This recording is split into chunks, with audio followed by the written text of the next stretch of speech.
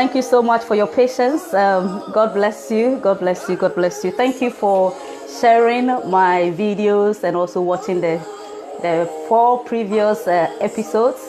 They are currently doing very well. I like the views, and I believe that many lives are being transformed through my story. So welcome on board once again. Today is episode 5, and I'm going to major on how to plan your wedding. So how do you come to the decision that actually I'm ready for marriage and I need to get married? Okay, so that is what I'm going to be doing today. And then last week, there is something that I left out from one of the things that you can do during your courtship period. Okay, so apart from the different things that I mentioned, you also need to refresh your mind. So just before the wedding, you can refresh your mind by doing a little quiz to find out if you've actually, learned a few things about the person. So I'm going to read some of the quiz that we did about ourselves, and then you can try it. Okay. That one, we called it "Do I Know You?" Okay, and then we did it twice. So do I know you into bracket peace, and then do I know you into bracket Edem. So basically, I'm going to read through his. Some of the answers I'm not going to provide because you don't need to know them. It's for me. Okay, so just to give you an idea of some of the questions that you can put in your do I know you, or you can call it knowing me, knowing you. Okay. Good evening, Ni Togbo. Nice to see you. God bless you too. Okay. So the first thing is, what is your mother's name? So his mother's maiden name. So before the mother got married, what was her surname? Not the current surname. Yeah. So you can find out all about that. What is his mother and father's name? Okay. I remember the day we were doing it, I was thinking, I didn't want to do it, but he said, please, we have to do it. So we did it. And then what is the color of his eyes? What is one place he desperately wants to travel to? Yeah. What does he regret about his family life? That's number 5. Number 6. What food can he not absolutely stand? My husband doesn't like some food. And some of the food he doesn't like are the food that I like, interestingly. Yeah. Does he shower in the morning or at night, or both? He said both. Okay, some of the answers I'll give you. Has he voted? Has he ever voted? Yes. Some of us, we've never voted before. So maybe you need to find out whether he votes, whether he doesn't vote. These things sounds like very trivial. It's like it's not important, but it forms the basis of your conversations. Okay, it just gives you something to do during the courtship, because you don't want to just be talking and jumping into each other's arms, because those things really are not the ones that are going to keep you in the marriage. So you need to know the background of the person, and it gives you a platform to be able to communicate with each other. Vanilla or chocolate? What types of chocolate does he prefer? Is there a certain nickname he absolutely hates to be called? He said none. Where is his family from? Where is his family from? So the same question to the woman, where is her family from? Pets or no pets in the house? If so, which one? No pets. We both don't like pets. Does he like a cat or a dog? None. Which friend has he known the longest? Some of us, we are in a relationship, we are courting, we are about to get married, but we don't even know our fiancé's friends. We don't know their best friends. We need to know these things. Yeah, it's very, very important, because apart from you being his best friend or her best friend, there are other people that he already knew before you, and just because you are getting married doesn't mean you lose those friendships. You still have to keep them. Number 16, which childhood memory does he cherish most? Okay. Does he think of himself as extrovert or introvert? Do other people think of him as extrovert or introvert? Okay, so this really is helping you to know him. Is he the outgoing type, or is he the quiet type, who doesn't really want to mingle that much. Yeah. Some people are both, depending on where they are. Yeah. You see a light sleeper. There are some people, they can sleep. When you tap them, you can even pour water on them, they will still be asleep because they are deep sleepers. And there are some people, immediately you open the door or you turn on the light, they wake up. Yeah. So that kind of thing. Who are his mentors? Which celebrity does he find most attractive? How does he wind down at the end of a long day? There are some people when they've had a long day, they just want to keep quiet, they just want to sleep, or they want to eat, or they want to just have a walk. Everybody is different, how they handle a long day or a stressful day. Would he ever want to live abroad? Does he still have his wisdom teeth? This is very funny. What does he like on his pizza? Does he have severe allergies? And what are they? You need to know, so that, especially for the ladies, if you are going to cook, there are some spices that maybe it can cause allergies in the person, in your husband. You never know. Okay. Some people, they are even allergic to spices like pepper. Okay. If it's too hot, they start running. They have diarrhea. So you need to know all these things. Okay. What did he study at university? Some of these questions, it will sound like, oh, but I know somebody, I recently had a big, go at one of our Swalians who told me somebody want to marry her, and the person is a Swalian. And I said, what's the person's name? She doesn't know the full name. She only knows one name, the first name. Meanwhile, the person told her, I want to marry you, I want to come and see you. And you don't know the person's full name. You don't know the same name you are going to bear when you marry the person. So you see, most of us are not asking questions. We are not doing our homework well. And then when we get deceived, we blame the devil. We blame our grandmother somewhere who is growing old and just want peace of mind. But it's because we are not doing the right thing. We are not asking the right questions. Okay, so this is just to give you an idea of some of the questions you can ask. If you have time, write it out. Listen to the message again and write them down and try and incorporate them in your relationship. Okay. In an ideal world, how many times a week would he want to have sex? Okay. Because when you get married, you start having sex. And we all have this notion that men love sex. Okay. But when you get married, you realize that every man is different. Your husband could be the type who loves sex every day. Some men don't love sex every day. So this was a conversation we had. How many times in an ideal world do you think you would want to have sex every day, every week? And he said what he thinks. Yeah. What is he currently reading? Which book is he currently reading? Is he conscious about saving money? Yeah, some people, they are not conscious about saving money. They feel like any money that comes in must finish. So all their salary immediately comes in, it has to finish within that month. They don't have the sense of saving. Yeah. What is his ideal date night like? Where was he born? You may have met the person in Accra or in London or in Akosombo or in Abuja, Port Harcourt, but maybe that wasn't where he was born. So find out which village he's from. Coffee, tea, or hot chocolate? Which one would he prefer? What is the one thing I could say to make him start arguing with me? He said none. Praise the Lord. What is his favorite season? Is it summer or winter? What is their go-to drink? Their go-to drink or soft drink order. So for instance, if you go out to a restaurant, which drink is he likely to order? Yeah. How old was he when he had his first sexual encounter? Is he confrontational? He said no, and indeed he's not. How often does he use social media? Daily. We all use social media every day. Good evening, Beatrice. Welcome on board. Nice to see you. Does he have hot sauce preference? Yeah, does he like a lot of pepper? That kind of thing. What makes him insanely impatient? He said nothing.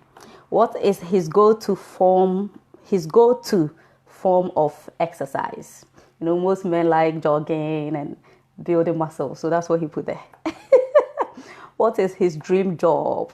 What is his favorite meal? Who is his closest friend currently? What is the one thing that gets him off every time?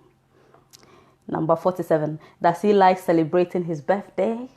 Find out. Don't just assume that he wants you to celebrate his birthday or he wants a surprise party. Some people don't like that. Yeah. What's his favorite color? What's his love language? Do them in order if possible. So love language, we have quality time, physical touch, words of affirmation, we had the act of service, and then there's one more. There are 5. Gifts, receiving gifts. Yeah, I believe I got them right. What's his clothes size? Is he a medium, small, or large, or extra, extra, extra large? You need to know. Is he obolo, as the Ghanaians will say? Is he a fat person? You need to know so that when he, if he's fat, you will obviously see it. But if you're going to buy something for him, his shirt, you need to know his size so that you can buy it.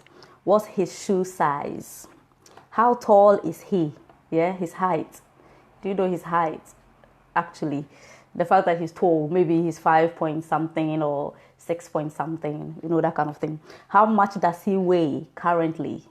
How heavy he is, yeah? Plane, car, train, cycle, or walking? Which one would he go for? Does he like adventure?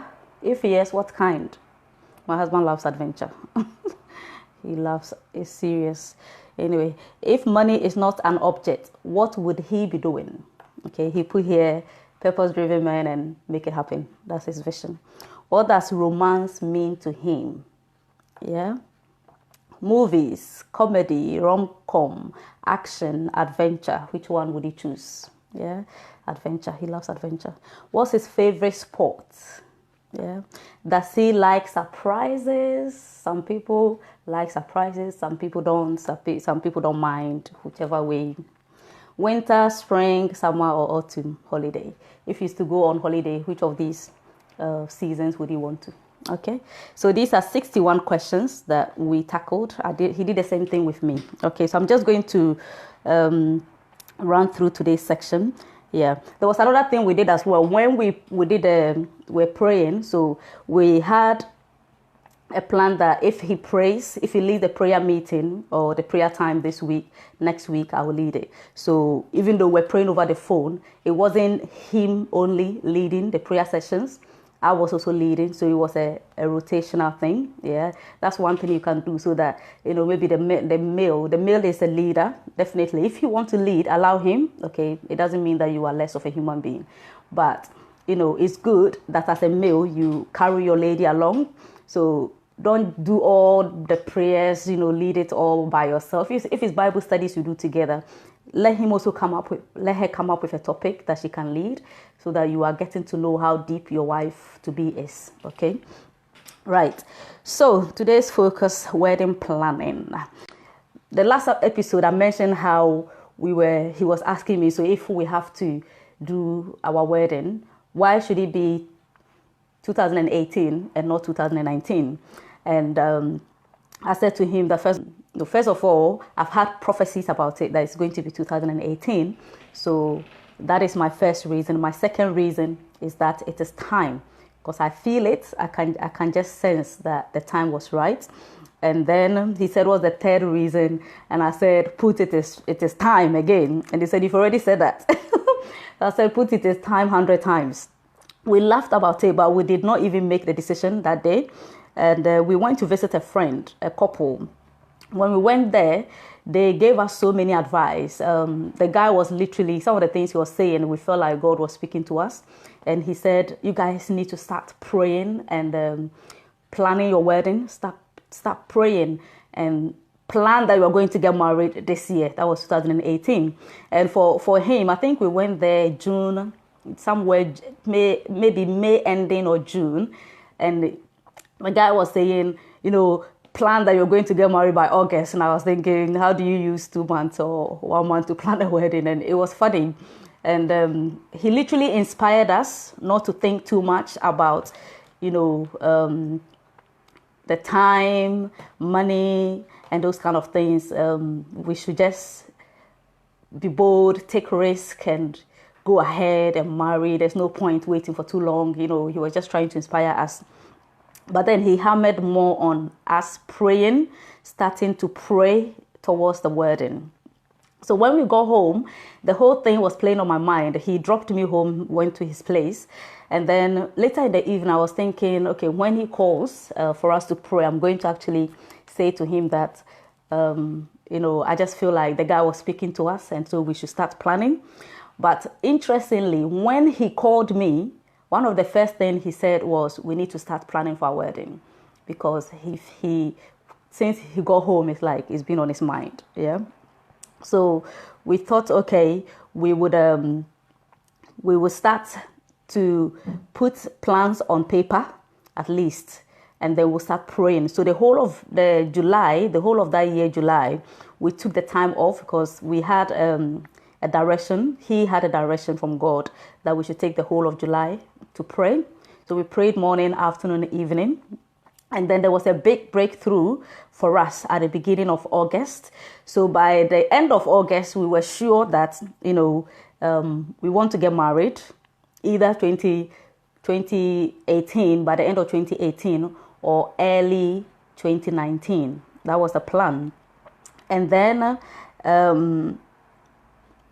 but before we even decided on which date or which month we want to marry, we first of all had to discuss our finances. Okay, so we discussed our finances first, because as you know, without money, you can't even do the wedding, you can't get married. Okay, so we had to look at our finances, and the first question was, can we afford an engagement and wedding? Because especially in the Ghanaian culture, the engagement is core. It is very, very important. You can't do a wedding in Ghana as a Ghanaian without an engagement, the traditional wedding. And I think in most African countries where they do, traditional wedding and the white wedding, the traditional wedding is actually the marriage itself. That's how they view it. Yeah. So maybe if you are married, maybe you've just done the traditional and you've not done the white wedding, you've not worn your white gown to go to church and all of that. You are wondering, by fire, by force, I have to do a white wedding. I don't think it's, if you've got the money you want to do it, that's fine. But to me, I feel like the traditional marriage is what in most of the African countries, or in Ghana, that is what we actually consider as the marriage. The church wedding, the white wedding is more of a formality or a bonus. Okay, it is called white wedding because it's the white people's way that we have adopted. That's what they do. They don't do engagement. There are some countries they don't do anything like traditional wedding. They just go to church or they go to the registry and then they register their marriage. And that's it. Okay, so we are the people that are making it a big deal and doing everything. Okay, so how much money will be left if we decide that we want to do the wedding, want to do engagement and wedding at the same time? Can we afford it? If yes, how much money will be left after the wedding? Okay, because the fact that you have £20,000 in your account, if you want to spend, some people may think, okay, I've got 20,000, let me spend all the 20,000 on the wedding. Some people may think, okay, I'll spend 5,000 of that 20,000 so that I'm left with 15,000 for the marriage itself. Yeah. So you have to look at how much money you've got in your account. Can you afford both the engagement and the wedding? And then after the wedding, how much will be left? Okay.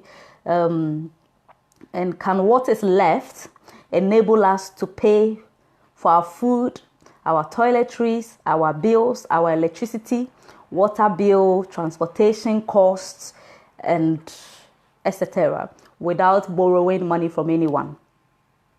Okay, so these are the things we considered before even setting the date, right? Yeah. Can we afford having children immediately after the wedding? Okay. Because the fact that you are going to marry does not mean that from day one you get pregnant. And it's one of the things that I have seen in the African tradition or culture, whereby, at least for Ghana, yeah, that's where I'm from. So at least for Ghana, immediately you get married, they're expecting that that same day, the honeymoon, you get pregnant. 9 months later, you should have your child even before your first year anniversary. Okay, so many people are under pressure because of this, and unfortunately, many people are not even considering their finances. Yeah, so they get married and boom, the lady is pregnant, and there's no money to take care of the child. You yourself, you are not financially stable to take care of yourself, and now you are expecting. Okay, so we need to consider all of these. Can I afford having children? Can we afford having children immediately after the wedding? If yes, and you think maybe the age you are, you don't want to wait, you want to start having children immediately, it's up to you. Okay, but ultimately your finances, because it's not about what your parents want or your mother or your friends want or what the culture is expecting. It's about your pocket, because you have to be able to raise this child up and give the child the best that you can. Okay. Right. So to help us answer these 3 questions, we had to do a joint budget on an Excel spreadsheet. Yeah, a joint budget. So some of the things that we touched on in our budget, I'm going to try and read them out so that just in case you want to do the same. Just to give you an idea. So basically, the joint budget, we looked at how much money is coming from both of us. Okay, so our income, our salary, how much do I get paid by the end of the month? How much does he get paid by the end of the month? We put it together. So Adam, we put amount, piece, we put amount. Is there any income coming in from anywhere else? Yeah. If you've got a business, that money is coming from there, or you've got a property, there's money coming from there, whatever. Yeah. You put the amount there and it gives you the total amount of money that you both have. Okay, and then from that we looked at how much goes out in terms of expenses. Yeah, how much money do you spend after your salary comes in? How much money do you pay for tithes? Okay, so we put tithes and offering, we put amount, we put savings. How much money do we want to save out of this, or are we currently able to save out of this? I put amount there. How much money is this paying towards rent? So we put his rent and my rent. Food and toiletries, how much does he spend on food? On me, how much do I spend on food? I was spending more on food than he was. Yeah, because men, they don't cook that much. They cook simple stuff, that kind of thing. So I believe, and he was also very economical. So he was spending less money on food than I was. Okay, so but we put all of that on a spreadsheet to know the end of the month, what will be left and all of that. And then travel, how much he spends on travel, how much I spend on travel. If we want to give money to people, if we want to give, giving, how much? If we want to give towards our parents, how much do we want to give? Yeah. And then you talk about electricity, how much do you spend on electricity? I was, where I was renting, it was such that my bills were all inclusive. So my rent was, the rent I was paying, that was it. Okay, I wasn't paying any other electricity or water bill or anything like that. But he was paying all those things where he was. Mobile phone, how much you spend on your mobile phone. Myself, him, how much he spends on barbering his hair, how much I spend on my hair and on my nails. I put all of that there. Car insurance, petrol, if you want to wash the car, if you want to take the car to the washing bay, or if you want to wash it yourself. If you are washing it yourself, of course, you don't have to spend any money on that and all of that. Yeah. If you've got any life insurance, income protection, I think my husband will talk more about this when there's an opportunity for him to speak about finances, because it's one of the things he does as a profession. So he can give more advice on finances. Yeah, so literally knowing what is going out, the main things that are going out, and prioritize them which one are a priority. There are certain things we spend money on that really is not necessary. Some of us are spending money on clothing every month. Do you really need new clothing every month? You don't. Okay, but sometimes, especially the ladies, we feel we need them. So when you put your budget together as a joint, even though you are living separately, you put your budget together, it helps you to know how much you have and how much can be removed from the list to save money.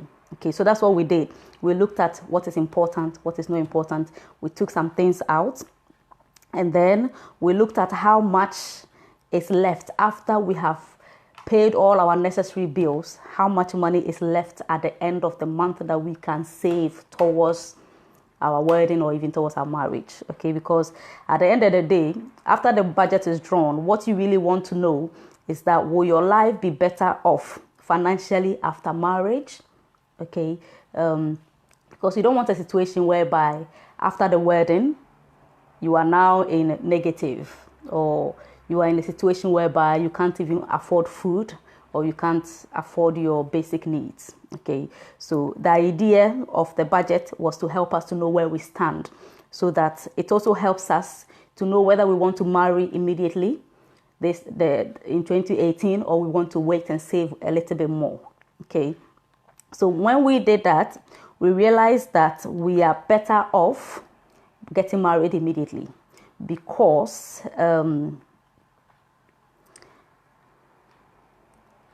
we were thinking that, okay, if we are to wait for 6 months, because at this time we're already in August, end of August, getting to September, yeah. If we are to wait for 6 months before we decide that we're going to get married, yeah, that 6 months that we are living separately, we are still paying rent to other people. Okay, my rent alone, he was paying more rent than I was, and he's got a bigger place than I am. I was just in a one room, okay, and I was paying £500 every month for that. Yeah, so that £500, if we are to wait for 6 months before we get married, it means that we are losing £3,000 every month, every 6 months. Okay, so we are losing £3,000 by the end of that 6 months, which we could have saved if we should be married. Does it make sense? Okay, if we are going to wait and say we are going to be saving money towards our wedding for a year, it means that we are going to lose £6,000 a year. That year that we claim that we are saving. Okay, so even though we are saving, we are losing more money. So we thought, okay, if we actually get married early, it means that that money is coming into our pocket. Because once you get married, you are now living together, you are paying only one rent, not two rent. Okay, doesn't make sense. Nobody's speaking, so I hope this internet is not messing up where you guys are. Yeah, so we had to literally decide that, getting married that year within that short period was going to be the best option for us. So literally, we took only 3 months to plan our wedding, because we got married in December and we started planning our wedding from September. Yeah, that's literally September, October, November, December, 3 months. Okay. We couldn't do the 6 months or 1 year. It wasn't worth it. And especially because we were already at a place whereby we were both sure of ourselves. And so there was no point delaying any further. Okay. Now, if you are both living with your parent, okay, if you are both living with your parent and you are working at the same time, it's a bonus for you. It means that you are not really paying rent, because there are some parents, when you are living with them, they don't make you pay rent. Okay, there are some, especially if you are in the UK, your parents will start saying, contribute this, contribute that, and all of that. So in that case, you may not even be able to save much, because even though you are living with your parents, it's almost like you are living outside because you are paying your rent. Okay.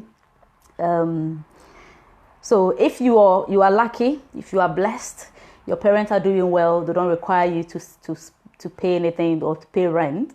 Maybe the only thing you can pay to support, you can do to support the house is buy some groceries, maybe find a bill. It could be electricity bill that you can say that you are paying to help them. Okay, that's if they allow you. Yeah, but if you're not paying anything, if you're not paying rent, and you want to decide to save for 2 years or 1 year before you get married, it is fine. Okay, you don't have to rush it. You don't have to rush it.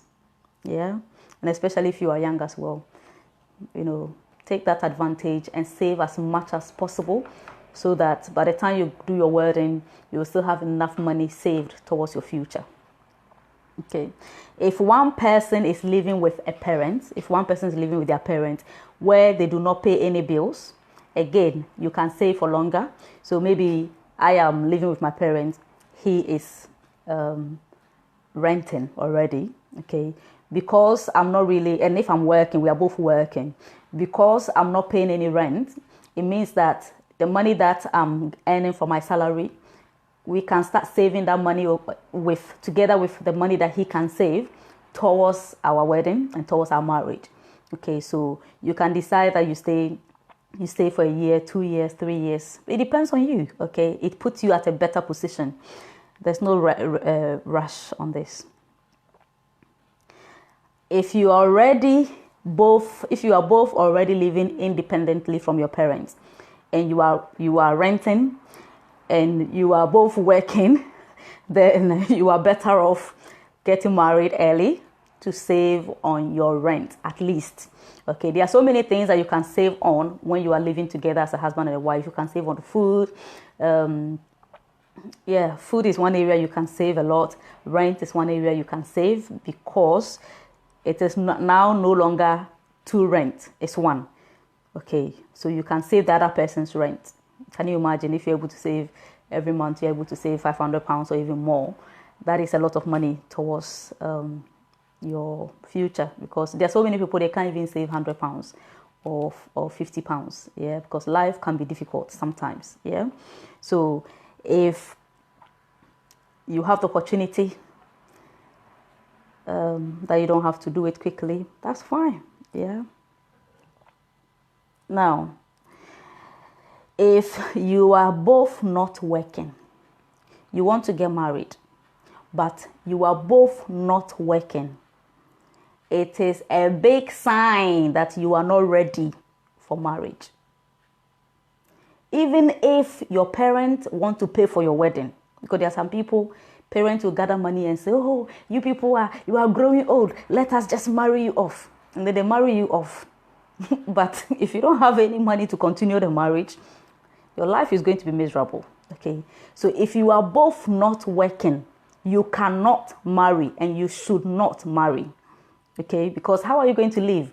You can't go and borrow money to be living on. Even if people want to help you, they can't help you forever. They will get tired of you, and the two of you, just because of that pressure, that financial pressure alone, it can cause issues. Yeah, so if you are not working, both of you are not working, count marriage out until you start working. Don't even try to plan your wedding. Yeah. Okay. And until one person at least start working. So if one person is working, preferably it should be the male. Okay, because there are so many reasons why it should be the male. If you both want to get married, male is not working, lady is not working, family want to support, church want to marry for you, unless they are willing to continue to give you money every day when you get married, then go ahead and marry if you are at peace. And in that way too, you have to expect that they will tell you what to do and what not to do in your marriage. Because if somebody is giving you money every day, you can't be traveling. You can't be going on holiday with your wife. You can't be going to the restaurant with your wife every day. Okay? If they tell you don't do this, you have to obey, because they are the ones taking care of you. Okay, there are so many marriages right now that people are having so many voices in the marriage. In-laws are saying this, mother is saying this, father is saying this, church is saying this, because they are the ones who married you. They paid for the wedding. They are the ones giving you money for your provision every day. So of course they will control your marriage, and you have to respect that, because you don't have a voice. Okay. However, if you are the one who did your thing, if you are the one taking care of you, nobody is hearing about whether you have food at home, you don't have food at home. Nobody is hearing about whether you are happy, you are not happy. They can't come and say anything. They can't come and control your marriage. Okay. So for your own peace and for your own respect and dignity, make sure that you are both working, or at least one person is working. And that one person, I would suggest it should be the male. Okay. So the reason is because the man is the head of the home. The man is the provider, not the woman. Okay. Unfortunately, in our generation now, many women are now the provider in their homes. Okay. And in most of those marriages, you realize that the man does not have respect. Okay. Because your women are such that, they will feel pompous and feel like they are the boss. Okay, some women are not like that. There are some women that have been running their homes for years because, God has blessed them, giving them the opportunity to be able to have more money than the man, and they respect the man regardless. Okay, but ideally, biblically, you see the men leading, the men providing for their family. So you as a male should aim to be the one working. And I'm not saying that the lady, you should be lazy and not find a job. Find a job. You need to work, because 2 incomes in a marriage is the best. It's the best, because assuming it's only the guy, the man working, and something should happen right now. And in our generation, anything can happen. The person can easily lose a job. And if you are not working as a lady, if there's no other income coming in from anywhere, then it's going to be an issue. Okay. So even though, as a woman, you maybe at the beginning, you are the one who has the money and the man doesn't have any money, he's not working. You need to be very careful. You need to be very, very, very, very careful. Okay. As a woman, you are only a helper. You are only a helper. Therefore, everything you are bringing in is to help the man who should already be doing something. Okay. And unfortunately, many women out of desperation have gone ahead to marry men who are not doing anything. They are not working. They are not providing anything for the home, and they have regretted. Now, there are some of these ladies that even in their marriage, after they have paid for the wedding, you see people go to Africa, they'll go and marry the man, do their papers, visa, bring them to the UK or to another country. They do everything for the guy. And then they bring the guy home to the UK or to wherever. And the guy is not doing anything. And the woman continues to be the provider of the home. So many of these people, some of them have regretted, because it's like they feel like now they are the ones who married the man. The man didn't marry them. The man didn't contribute anything towards the wedding, didn't contribute anything, and is still not contributing anything at home. So literally, the woman, you are the man, you are the woman. You are everything. And that is not a good marriage. It is not the best. Okay. So we women, we have to be careful. No matter how desperate we are, we have to be very careful. Unless you can see that this man has a future. The man is a visionary. He's got vision. He's ambitious.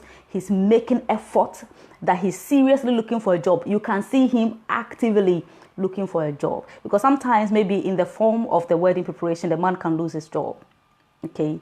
That doesn't mean that if the woman has the money and they can still live within that income, she should quit. No. Okay. As far as that guy, you can see that he's serious with life. He's not going to take the mic and just sit at home and watch you do everything. Then, yeah. So the guy, you have to assess the situation and weigh Okay, if you have to postpone the wedding planning for a while before he finds a job, or before you start seeing that he's taking responsibility to actually head, then you have to postpone it. Yeah, but ideally, ensure that the man ensure that you've got something doing. Yeah, it gives you respect and dignity. It makes you to feel like you are in charge. There's nothing as demeaning as a man whose wife is the one doing everything. In fact, it is demeaning because you will lose charge, you will lose control. Okay, there are so many things your wife will do, you can't say. Okay, she can talk to you anyhow, you can't say, because she's the one controlling everything. Yeah, so if you want your dignity, you want your respect, make sure that you marry the lady. Okay, if maybe by the time you're getting married, you don't really have much and she's got more than you, and you've done the wedding, make sure that in the marriage you put yourself in the position whereby you take your leadership position, you take your provider role. Okay, whatever you have to do, if you have to go to school, if you have to learn another trade, or take on a new skill, or change jobs, or do something to put you back to that place whereby there is money coming from you, there is a legitimate income, regular income coming from you. Okay, it is very, very, very, very, very important. Let me continue. And I put here that if you're already married and the man has lost his job, as a woman, this is the time to show your maximum support and encouragement. Okay, because your husband is going to remember the way you behaved, your attitude, your behavior, your words, your actions in the difficult times, more than when things were rosy. Because when things is rosy, anybody can pretend, anybody can do anything. But it is when things are hard, that's when we know your true character. So if your husband has lost his job, be nice, be supportive, because already he's feeling bad. No man, no true man wants to be sitting home doing nothing. No man, no true man, no real man want to stay at home and do nothing, or want to see the wife being the one, taking charge of the house and bringing money, and he's just there. No real man does that. They don't feel comfortable. Okay, so already if that person is a real man, they are feeling low. Okay, so you, the woman, don't compound the issue. Don't make him feel more less of a human being. Okay, give him more support, encourage him, help him. If you have to go on the internet with him to be searching for jobs, help him until he finds one. Okay, because that's what he's going to remember when things pick up again. Same thing, if your wife has lost a job and the man, you are the one running the home, it is your responsibility to run the home anyway. Okay, but don't make her feel like you're not bringing anything here, so whatever I say you have to do. No, she's your wife, she's your responsibility, and you have to honor that responsibility regardless of what is going on. Okay.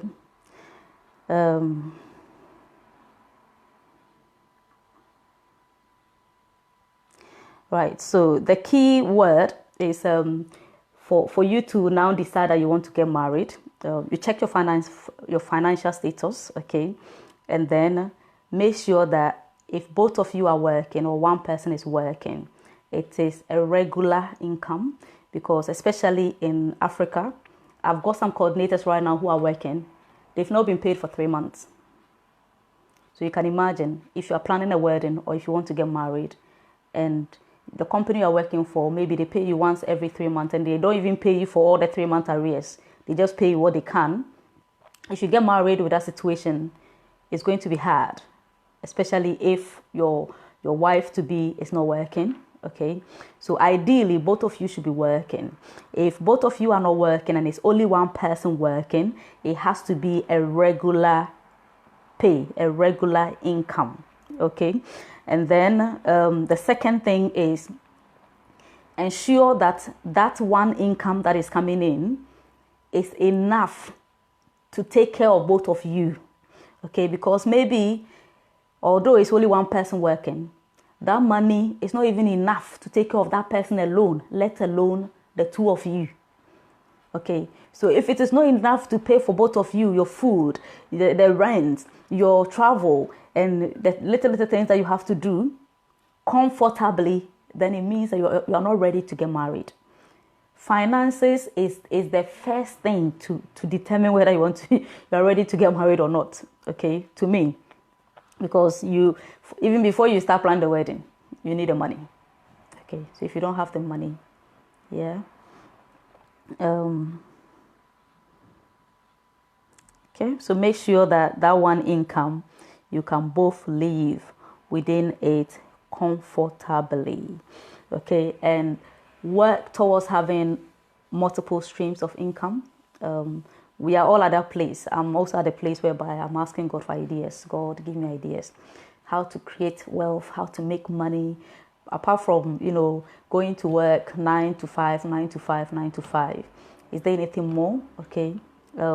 We went to a finance program, and they were advising that the statistics for billionaires, people who are wealthy, yeah, wealthy men, you hear about billionaires, millionaires, trillionaires, and so forth. Most of them have at least 7 to 8 streams of income. Okay, so it's not just 9 to 5 work, and they have different businesses that they do. Okay, so think about that as you settle, okay, or as you desire to settle in your marriage.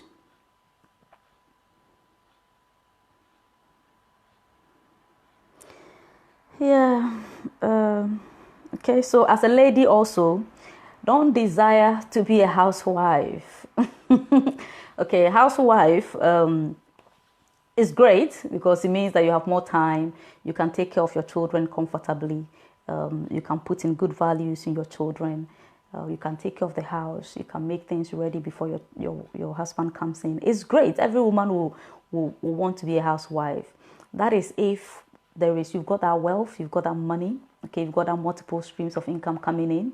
Okay, but if there is nothing like that, your husband is not in that position whereby he can comfortably do all these things alone for years, don't desire to be a housewife. Okay, because it can be dangerous.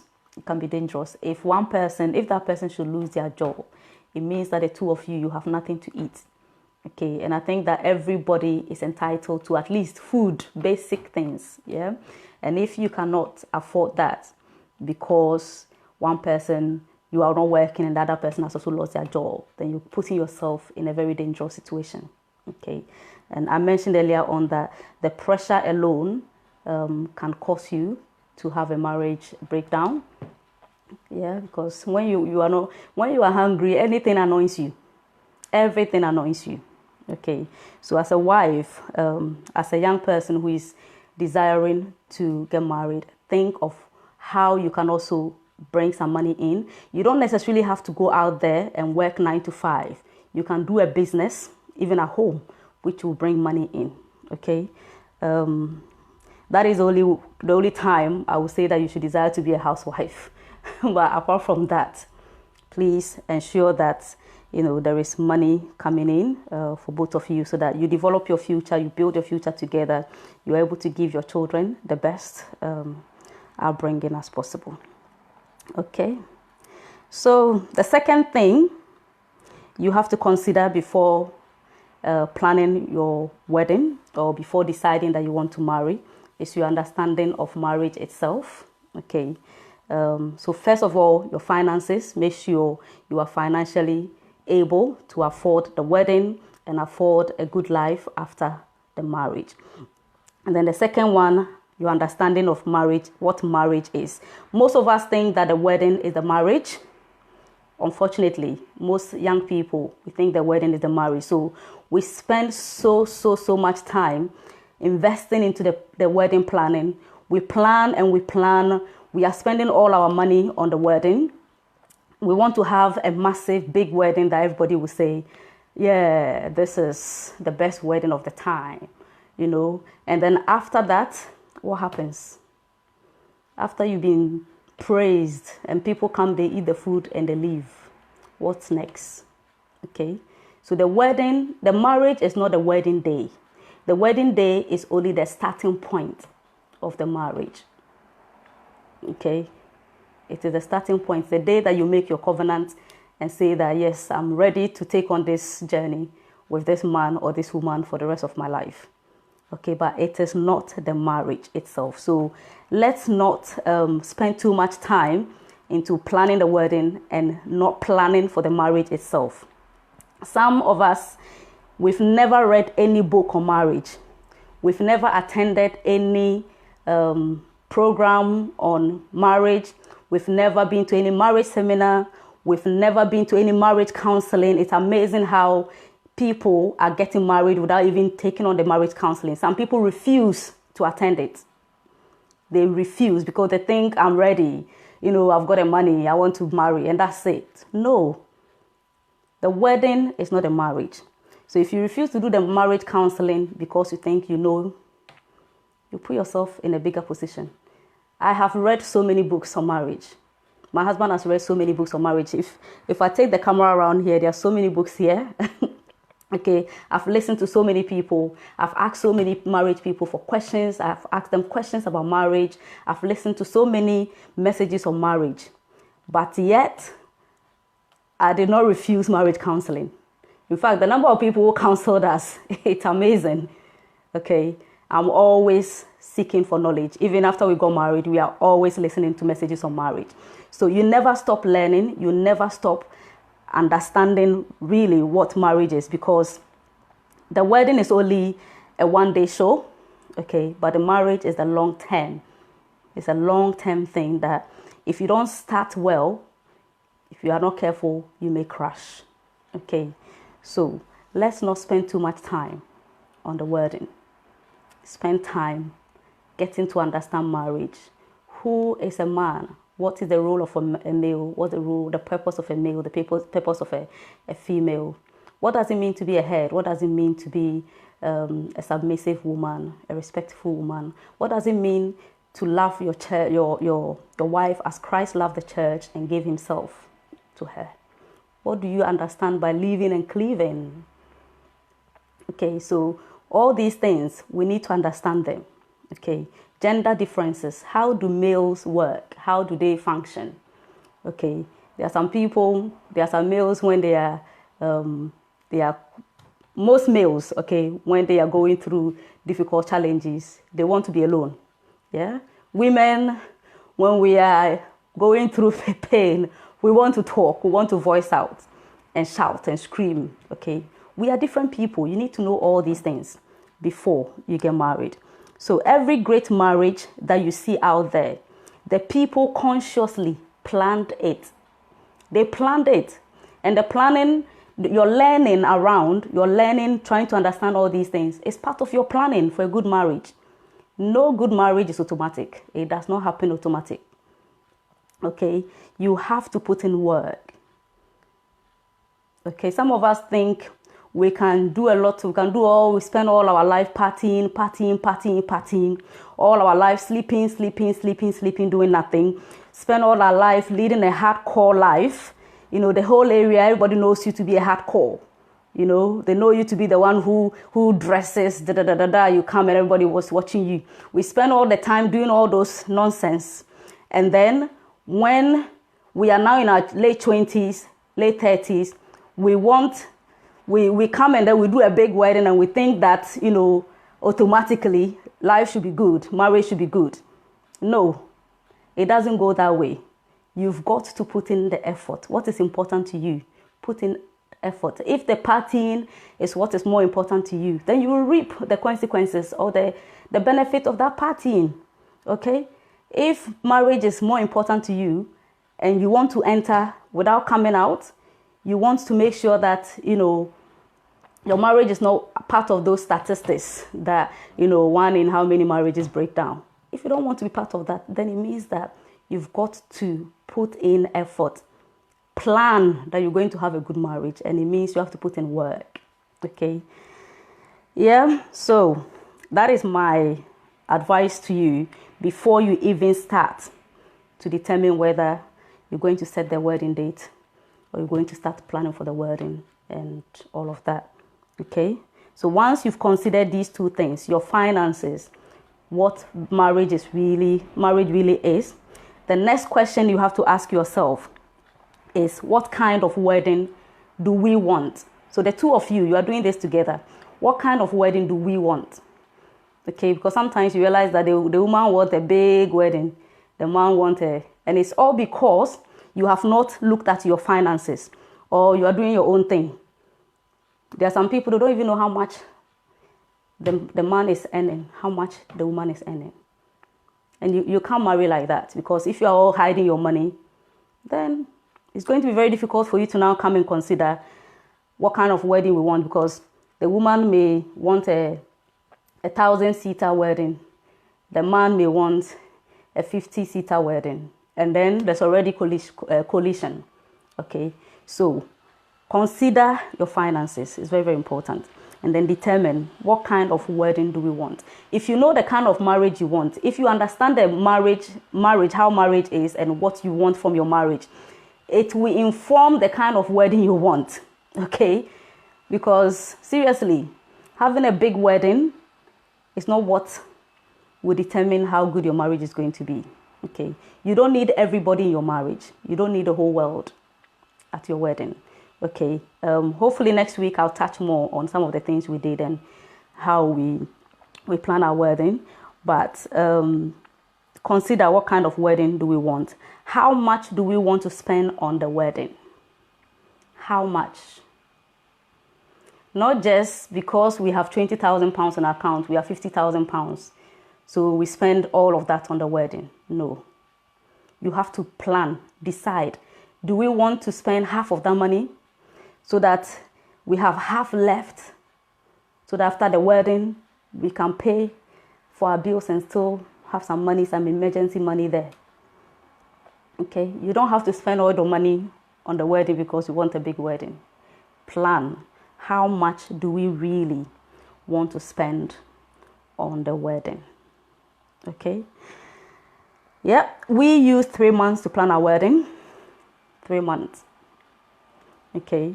And then we got married on a Tuesday, not the usual Sunday or Saturday. No. We got married in a hotel, and then we invited 100 guests. 100 guests. And it's because we have looked at our future, where we are going.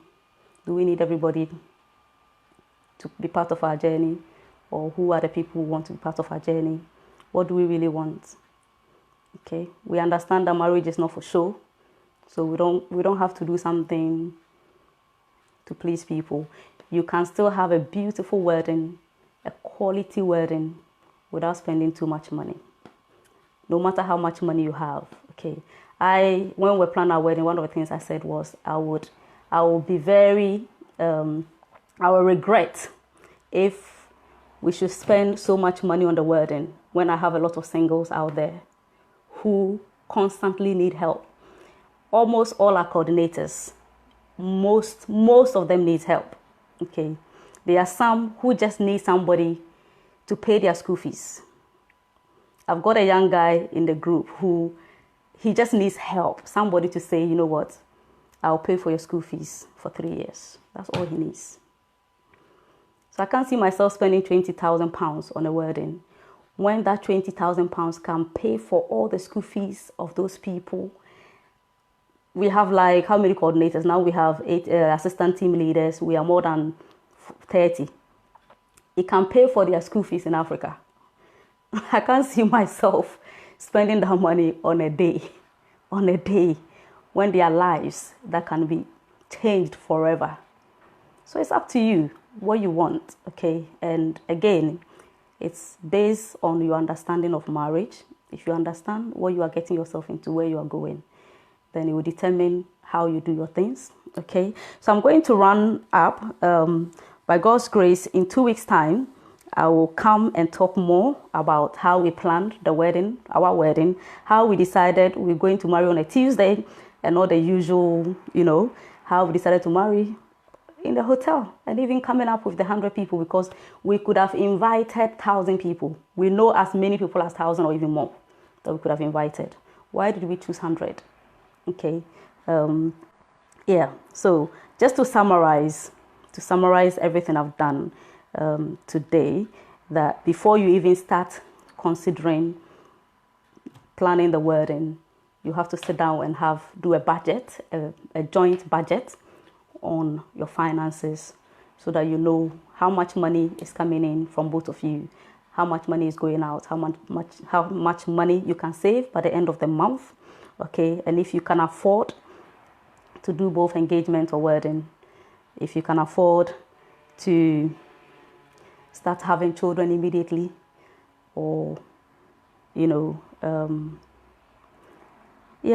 and then you consider your understanding of marriage. After that, you think about what kind of wedding you want and how much you want to spend on your wedding. So I'll shed more light into that by the grace of God in 2 weeks' time, and we will take it from there. So if you've got any questions that you want to ask, you can feel free to inbox me or leave it in the comments, and then I'll respond later on. If you want to join Single with a Life, we have a WhatsApp group. We also have a website, www.singlewithalive.org. If you go on there, there is a WhatsApp group link which tells you what we do on the group. Okay, before you join the group, we'll take you through orientation. It's 8 days orientation. You will do an online test before. If you pass the test, you have to score 20 points out of 30. And everything that you need to know about the test is on the website. Okay. If you pass, you will join us. If you don't pass, you can follow us on YouTube and Facebook, and you will equally learn from us. If you want to join Moal, that's the page that I'm broadcasting from now. Our WhatsApp group is currently open to only the singles in Swal who got married. Okay, because sometimes I get people sending me messages that they want to join the Moal WhatsApp group. It's currently not open to the public yet. Okay, immediately I have the direction to open it up, I will let you know. Okay, so at the moment, unfortunately or fortunately, because there's a lot that you can learn from the videos, you can follow us on Facebook and YouTube. If you want to be a member of my husband's vision, he's got a Facebook page as well for purpose-driven men, and there's also a WhatsApp group for purpose-driven men. The short form of that is PDM. And then we have MIH, which is Make It Happen. This year in Swal, our theme is the year of doing, because there are so many things that we need to make happen in our lives that we've been postponing for a while now, that we need to pick them up and start doing them. So be encouraged by his audio messages on Facebook. If you follow my timeline piece, Amewowo, you should see all the links there that you can follow, or you search him up, Edem Amewowo, and then like the page, and enjoy what God has laid on our heart for you. God bless you. Have a wonderful, wonderful week. And as I said, if you've got any questions, feel free to send them through so that I will touch on them in my next podcast. God bless you. Take care.